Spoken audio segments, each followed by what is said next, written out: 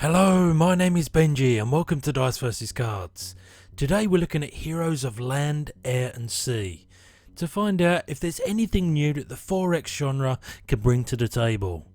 But most importantly, we find out if it's possible to build legitimate cardboard armed forces with what's inside the box. So let's see how this plays and whether this could be the next game for you.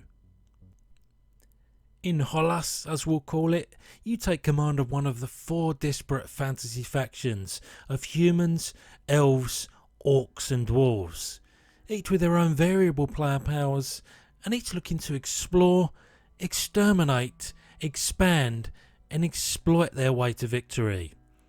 You'll each start on your own continent with your own player board, and then the world is quite literally your oyster. Each player will take an action which are broken down into 2 categories, capital and command, and then pass to the next player until everyone has had 2 goes apiece. The 4 capital actions are your city building ones. Recruiting will allow you to hire foot sloggers that will help with gathering resources and in battle. Building will allow you to improve the infrastructure of your city, as well as craft seaworthy vessels and flight-worthy aircraft. You can research new spells, and if funds are limited, tax your people to generate resources. Although the amount you receive of ore, mana or food will swap each turn you put your hand in the cookie jar. The beauty of these capital actions is that each of the other players can also follow you and take the same action, introducing some action economy, because these don't take up one of your own actions. On the other hand, the command actions, which cannot be followed, represent your let's just do things attitude, be it marching your infantry across land, sailing your ships across the ocean, flying your airboats or slinging your spells. The bulk of these actions follow a fairly predictable route. Upgrading your city requires resources and prerequisites.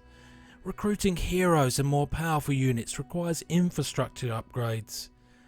Casting spells can benefit friend or banjack's foe, and exploring uncovers tokens that have one-time or permanent effects, as well as allowing for the cultivation of more resources and so on and so forth. It's really only battle, with its army strength versus army strength wrapped in a pseudo rock paper scissors hand management subgame that deviates from the norm. So there you have the core of your game. You'll play this round and round you go until the ultimate achievement of one of the 4X's is completed. And it's then the player that's upgraded their city, spilled the most blood and expanded the most territory that takes home the spoils. So why might you like the game? Well, to most degrees it brings a well-rounded and polished version of a genre we've seen many times across multiple mediums. Here, each of the 4X's is given equal measure. Whether you're exploring each continent to see what hazards and enemies you might come across, expanding your territory's reach, exploiting the land and resources, or exterminating your opponents, each will see you having a fun time at the table and a good stab at victory. You wrap all of this into a fantasy setting with some excellent production values, and you've got a rock solid base to work from. I've got to say as well, I love the way each faction has its own differing playstyle, whilst not becoming too one-dimensional in the process.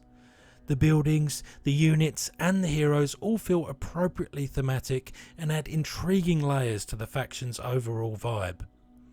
I'm sure you'll start picking favourites after a few playthroughs, but I don't imagine ever being averse to picking up and playing with any of those available. Finally, each player starting on their own continent, giving you some breathing room in the early game to establish your game plan, and then either fortifying or venturing out by land, air or sea, provides an appropriate pacing to the game.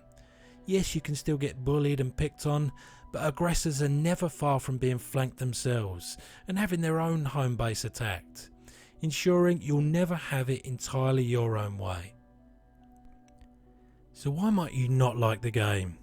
Well, sadly, layout of the board and its geography can be a problem. On the face of things, it looks like these continents are large enough to hold all 4 factions, But as time passes, you realise how simple it is just to invade pretty much anyone on the board from anywhere at any time. It's just far too simple, even without sea and air vehicles, to get to another continent and start running amok. Something like that should really require more investment and focused planning. I also feel like the most underwhelming element of the game is the combat. Adding up your base strength and getting benefits from heroes and fortifications starts off in the right place, but the deck of cards you choose from to demonstrate your tactics in battle seem uninspired, to say the least. And with some of the cards having rock, paper, scissors elements, it's the least fun you'll have interacting with other players. So when all's said and done, I come out on the side of this being a quite excellent overall package indeed.